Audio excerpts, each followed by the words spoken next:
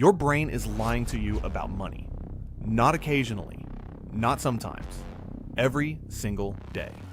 And the worst part is, it is not a bug. It is a feature. Your brain was designed millions of years ago to keep you alive.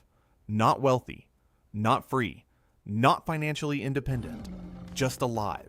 And the same survival mechanisms that kept your ancestors breathing are the exact reasons you cannot seem to get ahead financially today. My name is Jack, and today I want to show you the 3 specific ways your own brain is working against your financial progress. Not because you are lazy, not because you are undisciplined, not because you are bad with money, because you are human, and your brain has priorities that have nothing to do with your bank account.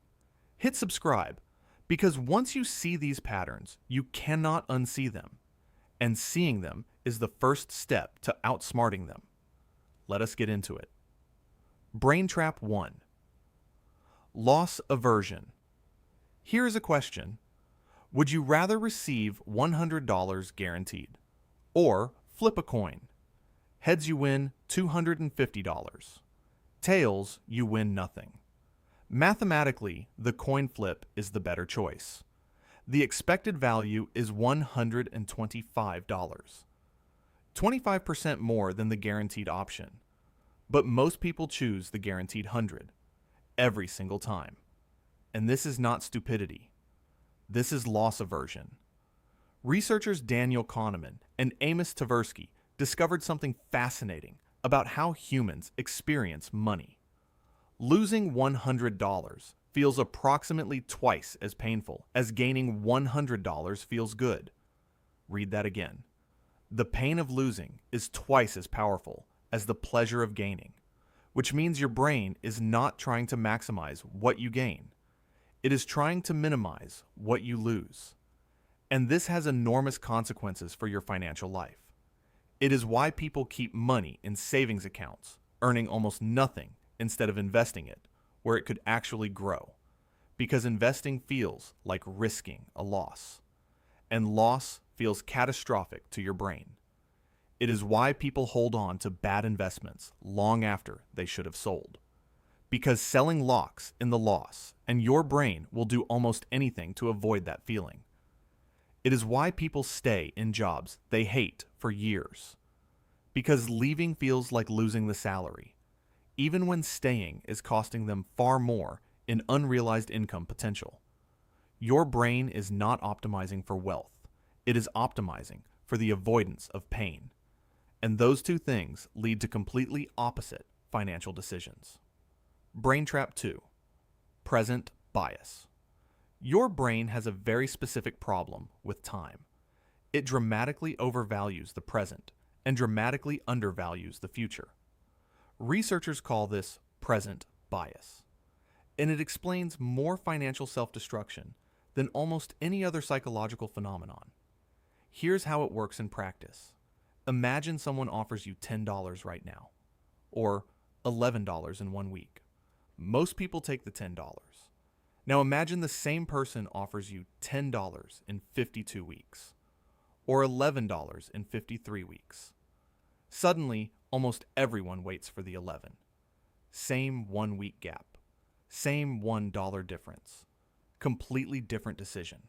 Because when the money is far in the future, your brain can think rationally about it. But when it is right in front of you, the present becomes enormously more attractive than any future benefit. This is why people know they should invest, but spend instead. This is why people know they should save, but buy instead. This is why the financial decision that would benefit you most in 10 years almost always loses to the financial decision that feels good right now. Your brain was designed for immediate threats and immediate rewards. Saber-toothed tigers, not retirement accounts. The saber-toothed tiger is gone, but your brain is still running the same software. Brain Trap 3. Social comparison. Humans are the most social species on the planet, and for most of our evolution, survival literally depended on your status within the group. Being higher status meant better food, better shelter, better mating opportunities, better survival odds. So your brain developed an obsessive monitoring system. How am I doing compared to the people around me? And this made complete evolutionary sense for hundreds of thousands of years. Then capitalism arrived, and your neighbor bought a new car, and your ancient survival brain registered that as a threat, not a minor annoyance, a genuine threat to your status and therefore your survival. Researchers call this keeping up with the Joneses, but the actual psychological mechanism is far more powerful than that phrase suggests. Studies show that people derive more satisfaction from earning $50,000 in a neighborhood where everyone earns $40,000 than from earning $100,000 in a neighborhood where everyone earns $120,000.